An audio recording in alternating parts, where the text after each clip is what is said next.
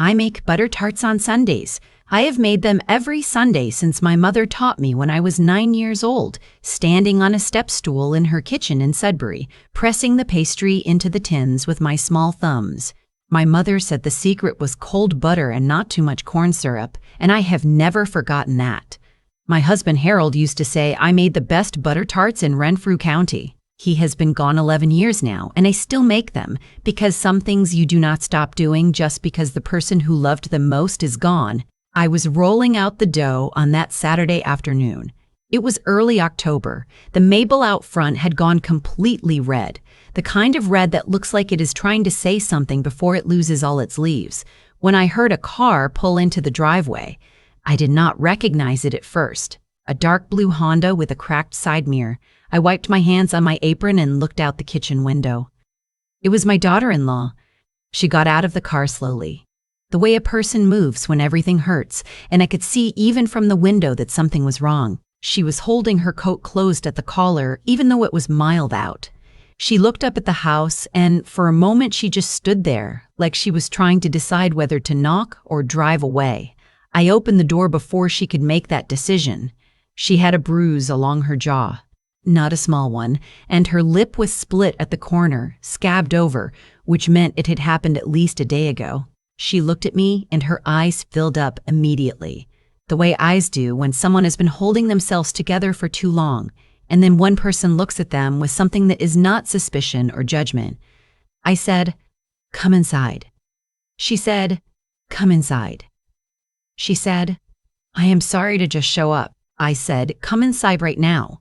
She sat down at my kitchen table, and I put the kettle on, and I did not ask her anything. Not yet. I got her a glass of water first, because I could see she had been crying in the car, probably the whole drive out from town, and when a person has been crying that long, they are dehydrated even if they do not know it. I slid the butter tart tin to the side, and I sat down across from her, and I waited. She told me it had been her sister-in-law. My son's younger sister, Tamsin, 29 years old, lives in a condo in Canada that my son's father helped pay the down payment on, works in marketing, has opinions about everything and manners about nothing. I have known Tamsin her whole life, which means I know exactly who she is, and I have never been confused about it, even when other people wanted me to be. My daughter-in-law said that Tamsin had called her on Thursday and asked if she could come by the house. She said she wanted to talk, that she had been thinking about some things and she wanted to clear the air. My daughter-in-law said yes, because she is the kind of person who always says yes to things like that. She believes people when they say they want to do better. I love that about her. I have also spent the past 3 years worrying about it. Tamsin came over on Friday afternoon when my son was at work. My daughter-in-law said it started out fine. They sat in the living room, and Tamsin said she wanted to apologize for how she had behaved at Christmas. There had been an incident at Christmas that my son had told me about. Tamsin had made a comment at the dinner table about my daughter-in-law's family, a comment that landed like a slap and that everyone at the table had heard, including my daughter-in-law's mother, who had driven up from Barrie for the holiday. My son had said something. There had been a scene. Tamsin had left early. None of it had been resolved. Exactly. It had just been buried the way things get buried in families when everyone decides that keeping the peace is the same as making peace. So when Tamsin said she wanted to apologize, my daughter-in-law believed her. She said they talked for maybe 20 minutes. She said it felt okay. And then Tamsin set down her mug and her face changed. She said, "I need you to know that I have never thought you were right for my brother. I have never thought you fit here, and I am not the only one who feels that way." My daughter-in-law said she felt like the floor had moved. She said she asked Tamsin what she meant, which family members, and Tamsin just smiled a little and said, "You know which ones." My daughter-in-law told her to leave. She said she stood up and she said, "I think you should go now," and she walked toward the front hall. And Tamsin followed her, and the tone shifted in a way that my daughter-in-law said she cannot quite explain, except that she felt her body understand something before her mind did. She said she felt afraid, and she did not know yet that she should have listened to that feeling faster. Tamsin grabbed her by the arm in the hallway. My daughter-in-law said she tried to pull away and Tamsin's grip tightened, and she said, in a voice that was very quiet, "You are going to have a very hard time here if you keep pretending you belong." And then she shoved her, hard, into the wall. The back of my daughter-in-law's head hit the doorframe of the closet. She stumbled and went down on one knee, and Tamsin stood over her for a moment, and then straightened her coat and walked out the front door. My daughter-in-law sat on the floor of her own hallway for a long time after that. She did not call my son right away. She said she did not know how to say it. She sat there until her hand stopped shaking, and then she got up and she looked at herself in the mirror by the door, and she saw the bruise starting along her jaw from where her face had caught the edge of the doorframe going down. She put ice on it. She made herself eat something. She waited for my son to come home. And then, when he walked in the door, she could not say it after all. She said she told him she had tripped. She said she hated herself for saying it. But she said she was not ready for what telling the truth was going to start, and she needed one night to decide if she was strong enough for it. She drove out to my house the next morning.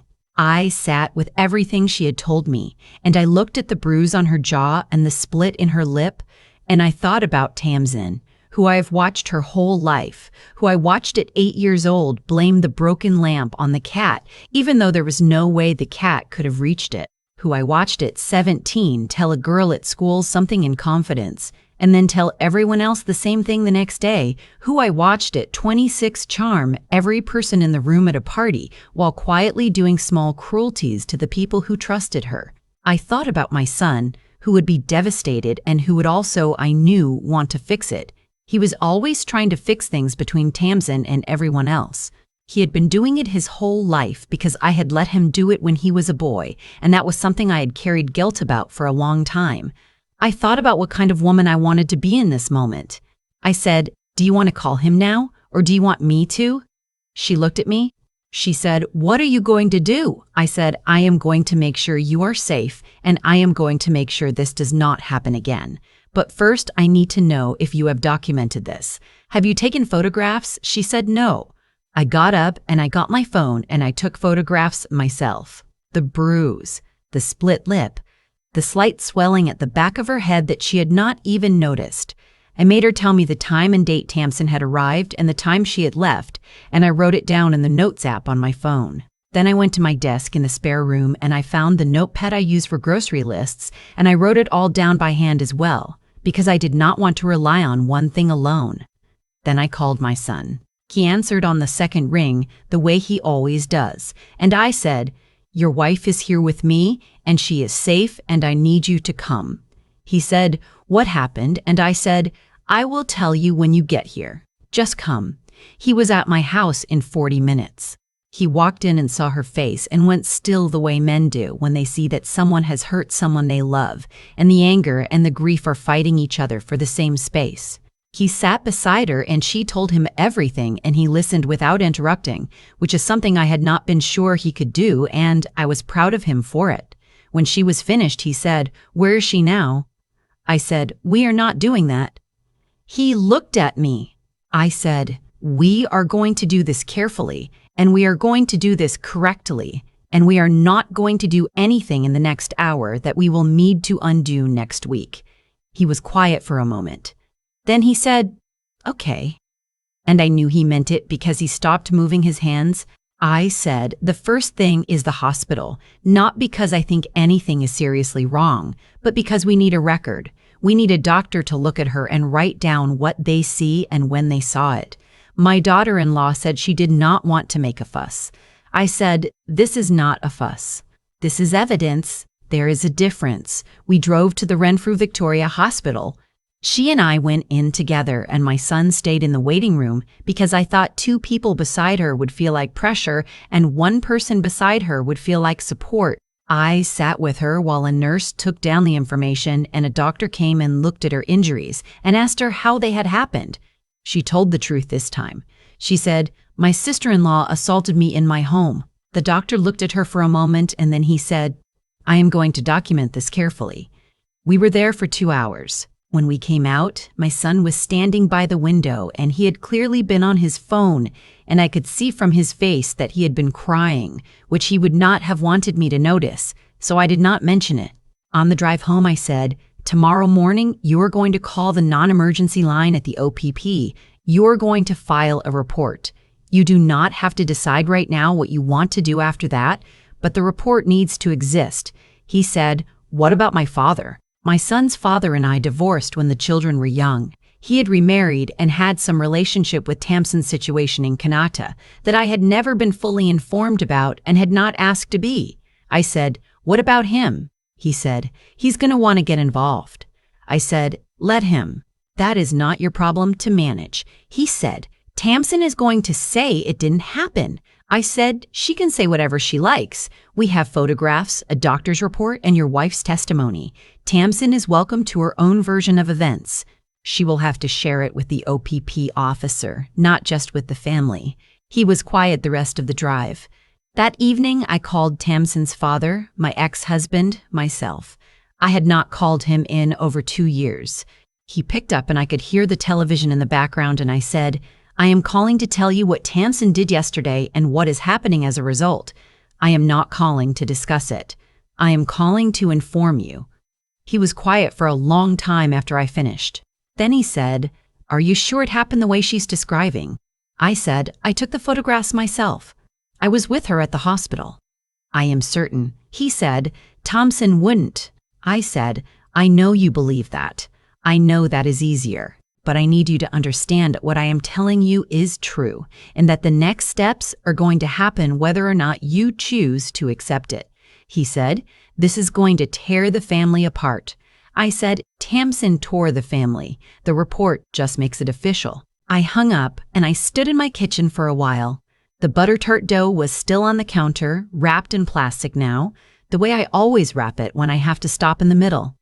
I put it in the refrigerator and I washed my hands and I thought about what comes after a thing like this. Not the logistics. I had managed the logistics. I meant the other part. The part where you have to keep living alongside people who will never fully admit what they did. The OPP report was filed the following morning. The officer who took the report was patient and did not rush her. She said later that she had expected to feel stupid going through the details out loud like that, but she did not feel stupid. She felt believed. Tamsin was contacted.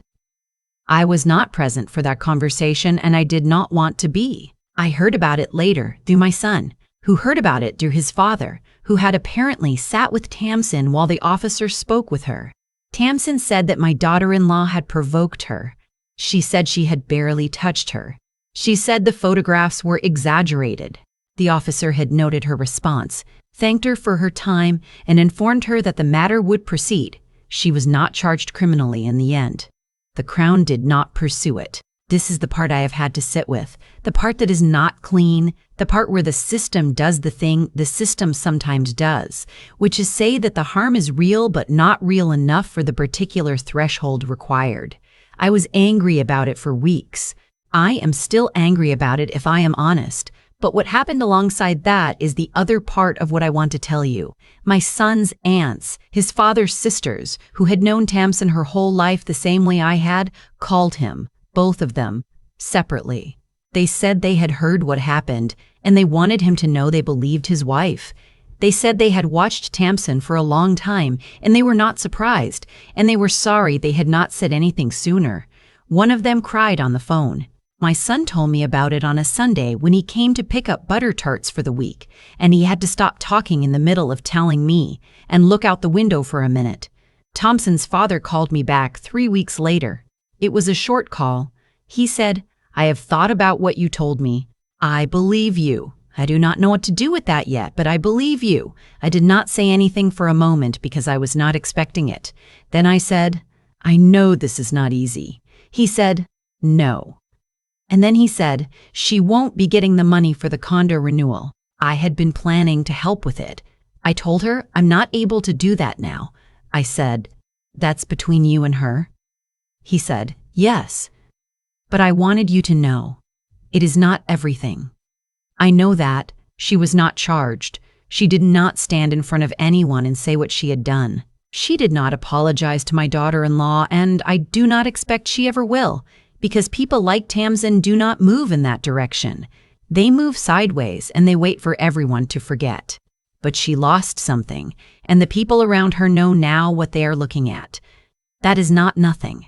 My daughter-in-law moved some things around in her life in the months after. She started seeing a counselor in town, a woman she found through her GP, and she told me once that she had spent years trying to make herself smaller in rooms where Tamsin was present, and she had not even known she was doing it. She said learning to take up space again was stranger than she expected. I said, yes, it is strange when you have forgotten how much of it was yours to begin with.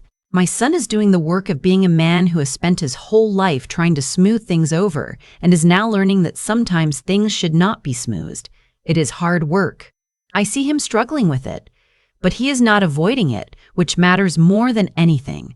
In November, they came for Sunday dinner and my daughter-in-law helped me with the pastry for tourtière, and she rolled it out badly the first time and she laughed at herself and tried again. There is something about a person who can laugh at themselves in a kitchen that I have always found reassuring. We made the pie and we ate it with my son. And afterward, we sat in the living room with tea and my daughter-in-law fell asleep on the couch under the wool blanket I keep on the arm of the sofa, just for 20 minutes, while my son read something on his phone and I looked out the window at the yard. Everything outside was gray and bare the way November is in eastern Ontario. The maple had lost all its leaves by then. But the house was warm, and the pie had been good, and the woman on my couch had driven out to my house 2 months before barely holding herself together. And here she was, asleep in my living room like it was the safest place she knew. Maybe it is. Some families are the ones you are born into and cannot choose. But family is also the one who drives 40 minutes to sit with you at a hospital. It is the aunts who call separately because they want you to know you were believed. It is the father-in-law who could have stayed quiet and did not. It is the mother-in-law who puts the dough in the refrigerator and deals with everything else first and comes back to the baking later because the baking will wait. When someone hurts the people you love, you do not have to be loud about it. You just have to be steady. You have to be the person who takes the photographs and writes things down and sits in the waiting room and makes the phone calls and does not let anyone talk you out of what you know is true. And then eventually, on a Sunday in November, you come back to your kitchen and you make the butter tarts. I have been thinking a lot lately about what it actually takes to do the right thing in the middle of a situation that has no clean edges. People talk about standing up for others like it is simple, like it is one moment, one decision, and then it is done. But that is not what it felt like from where I was standing. It felt like 100 small decisions, one after the other. For weeks, it felt like choosing again and again to stay steady when the easier thing would have been to smooth it over and hope for the best. I have done the smoothing over before. When my children were young and Tamsin was doing what Tamsin did, I told myself that keeping the peace was a kind of wisdom. I told myself that children work things out, that families find their way, and sometimes that is true. But sometimes what you are actually doing when you smooth things over is teaching the person causing harm that there is no cost to it. You are teaching everyone else in the room that this is what love looks like, absorbing damage quietly for the sake of the group. That is not wisdom. I know that now. It took me a long time. What I learned from sitting across from my daughter-in-law at my kitchen table that October morning is that the most important thing I could do was not fix it or avenge it. It was to be the person who did not flinch, who looked at what had happened and said, yes, I see it, and I am not going to look away. There is something that happens to a person when they have been hurt and then doubted. A second wound, quieter than the first, but sometimes harder to heal. I was not willing to give my daughter-in-law that second wound, not in my house. I think about Tamsin and what her choices have cost her, not because I am satisfied by it, but because it is true that how we treat people follows us. It accumulates. The aunts who called my son did not call out of nowhere. They called because they had been watching for years, and they had been silent, and they decided finally not to be. That silence breaking open was a consequence of every small cruelty Tamsin had let herself get away with over a long time because no one had made it cost anything. The moment it cost something real, the whole picture became visible. That is not fate. That is just what happens when actions meet time. And my son, I am most proud of him for the part no one will ever see, for sitting still and listening, for putting his hands in his lap and not doing the thing he has done his whole life, which is rush in to manage and mediate and protect everyone from the friction of the truth. The courage that took was quieter than any confrontation. It was the courage of letting something be real instead of fixed. I still make the butter tarts on Sundays. Some things do not change and should not. But I think about what my daughter-in-law said to me in November, standing at my counter, rolling the pastry badly and laughing about it. She said, I spent 3 years making myself smaller in rooms where she was present. She said, I did not even know I was doing it. I think that is the thing worth sitting with. Not the assault, though that was real and had to be answered, but the slow, invisible shrinking that happens to a person when they are made to feel like they do not quite fit. That is a harm that leaves no bruise for a photograph. You can only see it when it stops, when the person starts to take up their space again and you realize how much of it had been theirs all along. We do not always get the ending we think justice requires. The Crown did not pursue charges. Tamsin did not apologize. That is a hard thing to carry, but I have learned that the absence of a formal verdict does not mean the truth goes unwitnessed. It was witnessed by the doctor who wrote it down carefully, by the aunts who picked up the phone, by a father who told his daughter there would be consequences after all, even if they were quiet ones, and by my daughter-in-law, asleep on my couch under the wool blanket in November, in a house where she was not asked to be smaller. That was enough. Not everything, but enough.